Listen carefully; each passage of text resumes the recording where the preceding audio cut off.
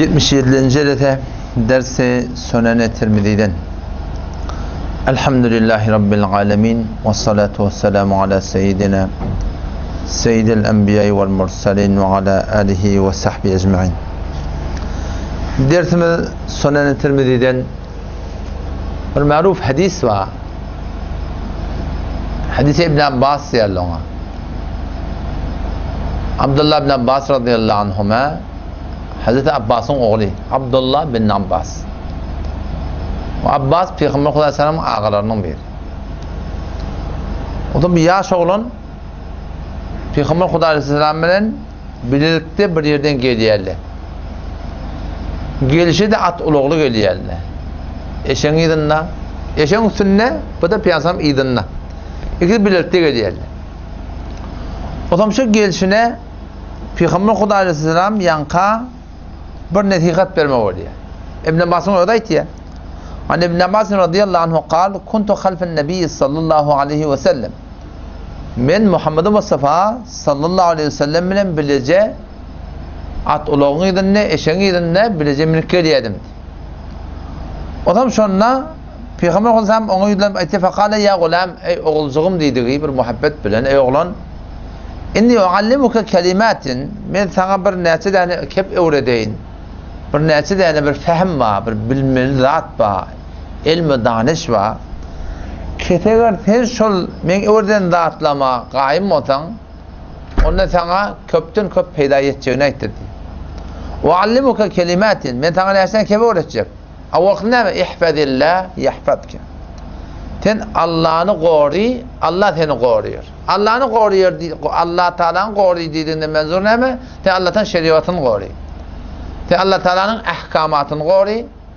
Allah Teala'nın aydınlığı olabul, ihfadillah. Allah'ın aydınlığı koruyor. Allah'ın şeriatını defeleme, Allah'tan şeriatının aydınlığı olabul. Şunun bereketi ne mi olur? Yahfadke. Allah seni koruyor deyip. Ondan sonra yamaçlarda ne ait ya? İhfadillah tecihtu tujahake diye. Sen Allah Teala'nın aydınlığı olabul. Allah Teala'nın mededini, nusretini, kömöğünü hemişe öd yaşayışında görür durursun diye. Şu hemen birbirine kurdeş oldum akkalada. Yani o da zindegide şu an az bir adam tafılıyor ki zindegide şun marahim rızayet olsun. Az bir adam ma bizim şu cami Türkmen seramında ve kullu cihan İslam'da da şöyle ki şol adamlar öz zindegide razı olsun. O her kim mehne oturuşunda Türkmenlerin ağından o çıkıyor diye. Bay da şeyle nerede? Garip de nerede? Üybarlı nerede? Üysü de nerede? Dükkanlı de nerede? Dükkansız de nerede? Yer yurtlu adam da nerede? Yer yurtsuz gelen adam da nerede? Algılı nerede? Bergili nerede? Yaş olsa nerede oluyor? Cavanı nerede oluyor? Hele erkek illa maşallah 100'den 98'i şu göde görünüp duran zatlar bizim aramızda yaşayışta rezayet tapmaklık kıyım oluyor. Yaşayışından razı olsun, elhamdülillah deyip kaygısı var rahim gelip verem olsun, tapmaklık kıyım oluyor. Şunun hakkında da birbirine kurdeş olamda. O zaman öz zindagi müşkilatından aytti.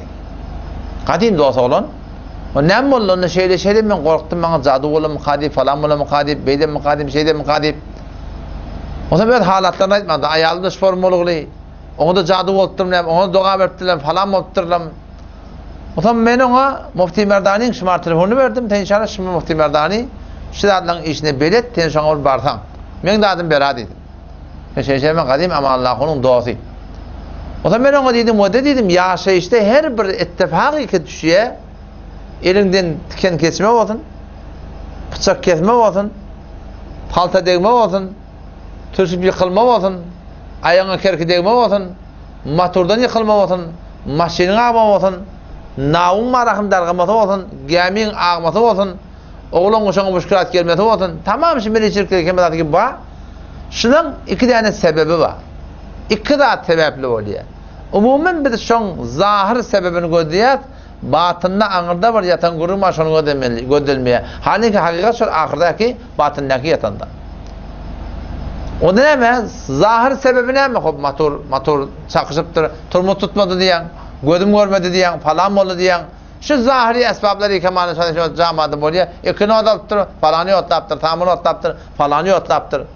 Şöyle esbabı zahiri ittifakatıyla kızındığı çıktı. Şu atamana hava kılgın, ne kadar şuurluk kılıyor biliyor. Esbabı zahiri ne mi hop amana layı uzun falan mottur diyor, o böyle mottur diyor, hoş sadikanettir diyor falan diyorlar. Esbabı zahiri şey. Peygamber Huda Aleyhisselam'ın mübarek hadisinde cehennem nefes çekiyor diyor. O şu nefes çekmekliğinin kılgınının alamatı şu deyiptir. Tomsun kılgını. O sebep menevisi. O zaman bir de şu an öyle yaşayışımızda şu tamam ittifakatlı dikkat şu tefekkür-i Kur'an'ı fikretmeli. Ne mi deyip bolli? Ha, turumunu tutmadı falan etmedi falan. O bile özayinden. Ama sebep menevisi var. Ne mi şeyle bolli? İktidattan halide ya şoda diye ittifakı çıktır bela bizim başımıza geliyor. Kimin bolup berişimden geliyor? Men kutahiyet diyen Allah ve şeriatın aydanına ne şahidlen onu da Peygamber ne dedi? İhfazillah yahfazke. Sen Allah Teala aydanını koru. Sen Allah Teala aydanını koru bul. Allah seni koruyor diye. Peygamber ben zindagimde vakti müşkilatlar tapılıyor, narahatlar tapılıyor. Müşkilatlar iki varakımın başa gayret kerpiye. Peygamber ben şeriatı koruyup ne düşünmeli. Esbab-ı zahirite yankılatlar. Ama esbab-ı maneviyeti ne mi? Ha, men şeriatı koruyup yaptırın. Yani Peygamber'in aydan hak. İhfazillah yahfazke. Sen Allah'tan aydanını koru. Allah seni koruyor. İhfazillah tecite tecahhake diye. Sen Allah Teala aydanını koru. Şeriatın aydanını koru. Sen Allah'ın mededini evde var. Allah'ın mededi evde olsa hayatı bir iş var ahim. O iş iyide kalır. Ya bitmeyen kalır. Ya naqıs kalır. Bozuk zaten. O zaman ben dostlarım bilen kurdeş olamda. O zaman ben sebep manevi olma teveccüh ettim. Sen ne yaparım? O şu gurrum örttüğü kadar bir keva etti. O ben talimleştirdim ben neydi? İçimden bunu bonyat harap. Talimleştirdim beni. Şu talimleştiriyorlar gidip. Yalanın işan heliyle vardır, yalanın işan moğlalı vardır, yalanın manahim işan manah tellerine odala oturulu vardır. O ben ona dedim, bu da dedi, o ben namazın aranın, ben ne namazın şemek, ayarımda şeyle falan. O biz elhamdülillah hevur dindar hanı vardı, beter kavi, din diyanet bile ben dedim, sen dedim, o da dedim, sen Allah'ın ayetiyanı olmalı. Sen Allah'ın ayetiyanı Müslümanı olmalı. Sen Allah'ın yanına olmalı. Sen Allah'ın kavusu olmalı. Ta Allah sen medet ettin. Adamdan kavusu olanın bilen Allah'ın yanına kavuluk çıkmıyor. Sen Allah'ın kavusu olmalı. O zaman ben o da sen şimdi eğer başlıyorsun, bir aydan kemen dedim. Kemen talim açtırıyan. Talim diyorlar bari hamana ayette de ne mutlu bakıldı bilen şöyle böyle oldu şöyle oldu. Tamam falan olacak falan tamam beyittir şey diptir. Ben Kur'an başta var aktivite edin.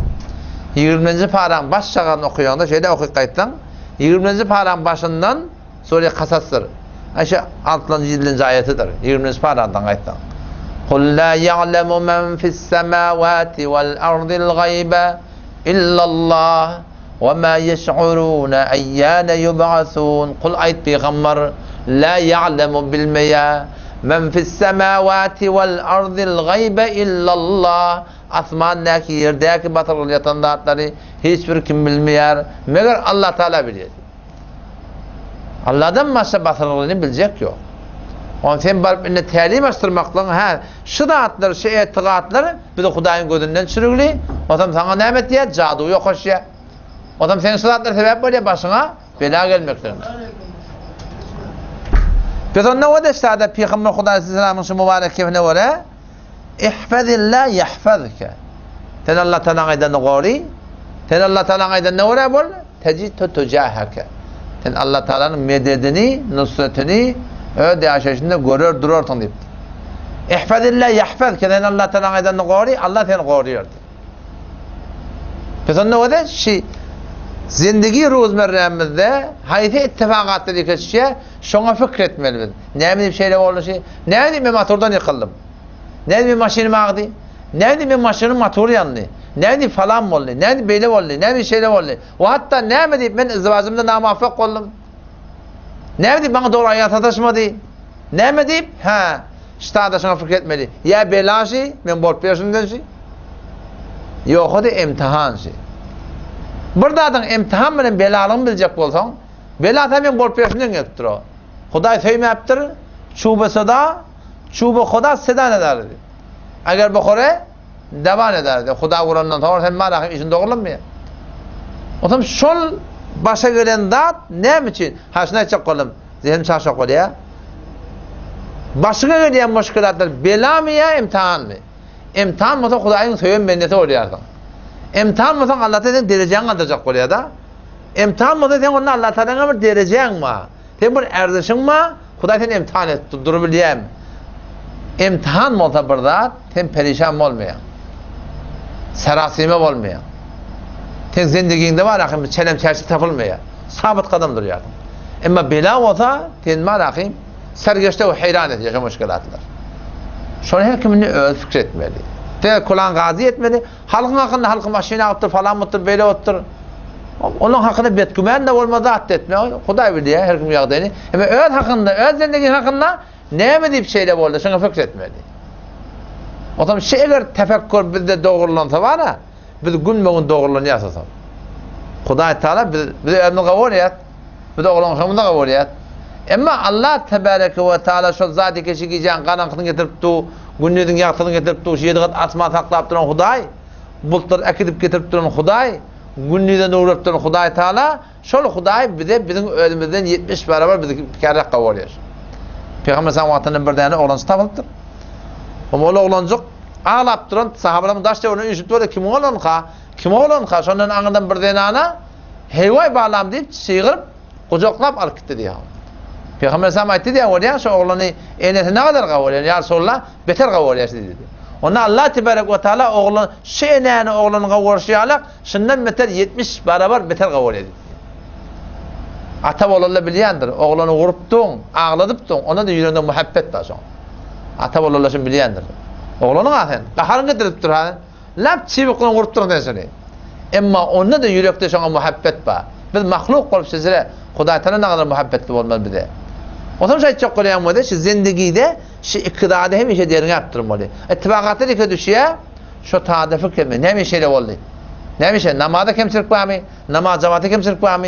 Din diyanda kimselik var mı? Halal lokma kimselik var mı? Navuz billah tereke film ödemek var mı? Terekene var etmek var mı? Tereke yerik varmak var mı? Terekede ağdurmak var mı? Şon tapmalı Huday Teala şu be bilseday Allah'ı mutaalsın. Düşündürecek oluyor da. Ama vakti içi fehem olmasa düşünen akta. Düşünen ak. Düşünmeni ne metiye? Maturi kılıyor. Bugün seyahatte yemiştik diye. Ya. Cavan olan şirketiye işinle ben şansım yok deyip yemrona duyuyor. Falan müşkül oluyor. Falanın da eli ağırmıştık diye. Mamla oluyor erti bilen falanın ayağı yenilmiştik diye. Hali kişilerden hemmet kimden? Allah Tebarek ve Teala'dan o şunu düşünmeli ve de asli Peygamber şu aydan kefi.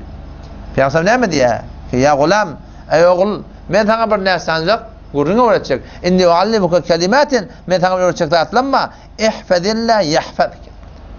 Sen Allah Teala'nın aydan ne koruyor? Allah seni koruyor. Sen Allah'ın aydan ne koruyor bol? Allah Teala'nın mededini, nusretini sen öğünde tafardın.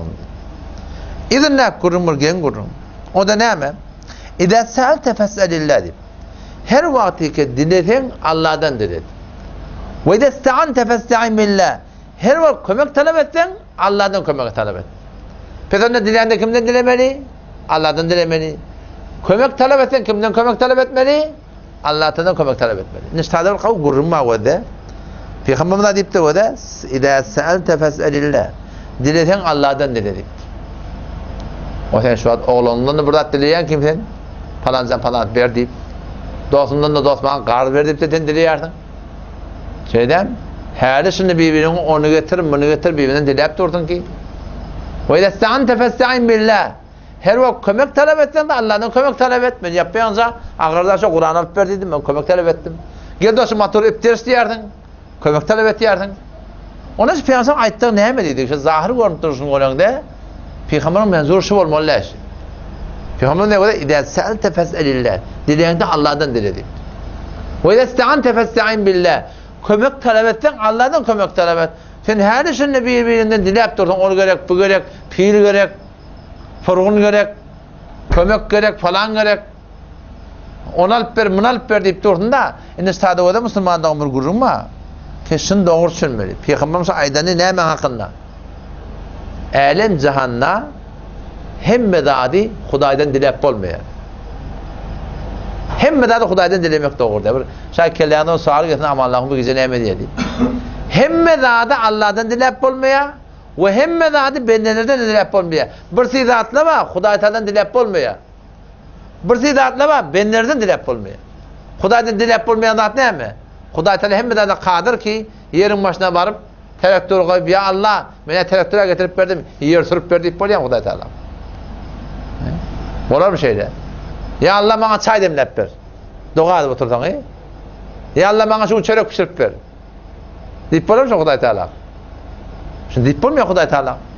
Eýne şu suratyn näwede? Alem cihanna Hudaý Taalaň esbab yüzünden goýan zatlaryny Hudaý Taala ihtiyar beripdir. Çay öňünde demlemeli, ýeri öňünde sürmeli, ýeri öňünde sürmeli. Şu Hudaý Taalaň ihtiyaratları var. Muni Allah'tan dilemek doğruda Hudaý Taala akıl hoş veripdir da sen öz için ödün etmeli. Ama ne kadar zatlı var? Bendenin elinde yok zat. Şu bendenin elinde yok zatı da bendenden dilemek doğruda. Bir şey zatlı var, bendenin elinde yok zat. Ne be alakamanı? Oğul vermeklik. Oğul vermek kimin elinden geliyor adama? Kıyır vermeklik. Meri şefa vermeklik. Şöyle? Meri şefa vermek kimin elinden geliyor? Sen her yerde, her zamanla sen sesini işitip durup da sana cevap vermeklik Ayşe insanın elinden geliyor atmış. Şimdi biliyor musun şeytan kurulmuyor? Peki ne oldu? Alem cihanına koyulan zatları ki Hudaý Taala bana ihtiyar veripdir. Şonu Hudaý Taala'dan dilemek doğru değil. Ödün ihtiyar verip Hudaý Taala bari et deyipdir. Et deyipdir onlardan sen gelip Hudaýdan dilemek doğru değil. Ama alem cihanına mahlukatın elinden gelmeyen zatı mahluktan dilemeklik doğru değil. Bir nem bolu oğul dilemeklik. Bir bolu kıyır dilemeklik. Bir bolu şefa dilemeklik. Rızgı ruziğine giyinmişlik gelmeklik. Şoňa meňde haýdy bir zat bolsun. Wagty mahlukun eline gelmeýän zat dämi? Şonu fakat Allah'dan dilemek. Indi wada kulak at. Burun şoň utune. Ki mahlukattan bir zat dilecek bolsaň, şu alim cihanna iki zat etmeň gerekli. Bir, şu mahlukun elinden gelýän zat bolmaly. İkinciden, şu mahluk senin haberli bolmaly. Senin şoň elinden gelýän zat bolmaly. O senin şondan senden haberli bolmaly. Hamana waza sen ayal hamana ola toktaty. Ayal çay demle diýersin. Ayalyň elinde gelýän zat demiş. Ama ayal etdir hem taýan oýna. Ayal çay demle. Ayal haberi yok. Sen zorsa ayal çay demle ama ahir bir diýär ayal nerede hem taýan oýna. Aklyň ütgetdiň mi diýär de. Aklyň ýalňardy ayal yok kim taýda sen kim çagyrýan? Bütün habersiz çagyrmalylar onlar. Şoňa meňdeş haýdy bir zat bolsun. Kedene mana bir benne desen bir zat dileýärdiň. Şo senden haberli bolmaly, oşaň elinden gelýän zat da bolmaly. Ama arada biziň inimiň biri var ýol hadýanna. Oňa hoja tagan diýerler. Oň ýanynda da bir gözüňe dönelinde biriň kargaýyşyny etkilip ber. Osam ol tirliğimin akanam 2 kilometrede aňyrda ýa-ni Muhammed hocam diye goýmak ketdi. Tirliğim ondan lüler bolmaly. Gyýgyr Muhammed hocam. Muhammed hocam. Amal ahon etdi ba Muhammed hocam senin ne hal var dipdi. Sen behwetini çağırıp yetişe dipdir. Ola hal hem de dipdir. Keplemedi diye şondan. Muhammed hocam 2 kilometre aňyrda senden habary yok. Behwetini ki o dünýäge gidipdir. O cenneti görpeti inşallah. Şo senden näze habar bolmaly? Sen şu aklyňa gelmeýär 2 kilometre daşdaýak adam senden habar ýoklugy. Şon çağırmaklyk ne dipdiň diýerdiň? Aklyňy ütgetdiňmi? Aklyň ýalňardyňmy? Sen ne yapar aklyňa gelmeýär şu ölüp giden adamlar ölüp gidipdir şu dünýeden? O dünýede gelip ýerler. Peygamberimiz aýtdy, cennet kabr diýerler, cennetiň bagyşy diýipdir. İmanly adamlara, ya cehennemiň oýdy diýipdir imanly adamlara. Hop sen şu aklyň oýlandyrmaly. Keden vakti keden bir zat diýsen birini dilep durdyň. Awwala şoň elinden gelýän zat desen dileýän zatyň. Ikinciden näme elinden gelýän zat da bolsa, habar ýok senden. Osam şu taýdan Hudaý tebarek we taala Qur'anny Allah'dan gelen çağırmalar diye, şu Allah'dan gelen çağırmalar diyen kim? Pir bolsun, peýgamber bolsun, weli bolsun, ferişte bolsun, her kim bolsun, şoň elinden gelmeýän zat bar. Şon dilemelle, o sen habarsyz çağırmalar diye. Aýy 5 Şiş sureye Ahqaf bardan okuyun. Allah Teala ne diyor da? وَمَنْ أَضَلُّ مِمَّنْ يَدْعُو مِنْ دُونِ اللّٰهِ مَنْ لَا يَسْتَجِيبُ لَهُ إِلَى يَوْمِ الْقِيَامَةِ وَهُمْ عَنْ دُعَائِهِمْ غَافِلُونَ وَمَنْ أَضَلُّ kim gumrahraktır مِمَّنْ يَدْعُو مِنْ دُونِ اللّٰهِ ol bir adamdan, ol bir dinadan gumrahrak adam yok ki Allah'dan gayrın çağır ya. Allah'dan gayrın çağır ya. Her kim Allah'dan gayrın çağırsa gumrah mı? O zaman hali oğlun çağırıptın, kıydın çağırıptın, dostun çağırıptın. Allah'dan gayrı demişsin la. Allah Teala ne mi diyor? Yok davamın sonu de. Men la yestecibu lehu. Birini çağırıyor ki cevap vermiyor diye haber yok. Şu haberde çağırmaklıkta kurulma diye. Men la yestecibu lehu birini çağırıyor. Keşke o cevap vermiyor. Haçan sen cevap vermiyor. Sen ayağına şu an çağırdın zaten cevap vermedin. Sen bir saatten cevap verdin. Sen 2 saatten cevap verdin. Sen şu an eşitmedin sonra cevap verdin. Allah Teala ne diyor? İlâ yevmil kıyâme. Kıyametin için sen çağırıyorsun cevap vermiyor dedi. O ne cevap vermiyor? Şeyi bir de hemmiş ola. Yok. Ve hum o çağırıyorlar. An duaihim çağırıyorlar çağrından gafilun. Gafil söyledi. Haber yok. O zaman şu tayda mırtazca uğrun demiş. Ama seni kemal oturan yerine destan becerttirle. Tayda bilmeyen bir cebbarişan. Allah rahmet etsin ben nezah adamdan bilemem. Ya şu an destan becerttirle. O deryada bir yerde bilmeyen bir taymın giyemiyim bir kalp olacak burada olacak bunun hamirdındır burada ettir. Destan bilen akide tutulmuyor. Hekat destan ehl-i sünnet tabi şeyde. Akide diyalı Kur'an'ın hadisi mutevatirden tutuluyor. O şunu destanlara ağırlanmalılar. Şimdi bilemedin ki mi? İnşallah hadisin idin ertaşamayı deyin. Yöne Muhammed'in dersi keştada var. Peygamber'in aydanı Allah'ın aydanı ne var bol? Allah seni koruyor. Allah'ın aydanı ne var bol? Allah'ın medeni nusretini görüyorsun. O ne mi? Dileğinde Allah'dan dile. O kömek talep eden de ne mi? Allah'dan kömek talep et. O Peygamber'in menzul gibi ne mi sada? Ki her burada da Huday'dan dilep durmaklık. Belki müşkülatları ki ba, sen asıl Allah'tan dilemeli. Sonra esbabın üstüne motivatçı olan hiçbir irade yok. O Huday'tan elinden gelen nadi Allah'tan başka hiç kimden ne mi? Hiç kimden dilemeliler. Allah Teala tevfik versin. Vesselamu aleyküm ve rahmetullah.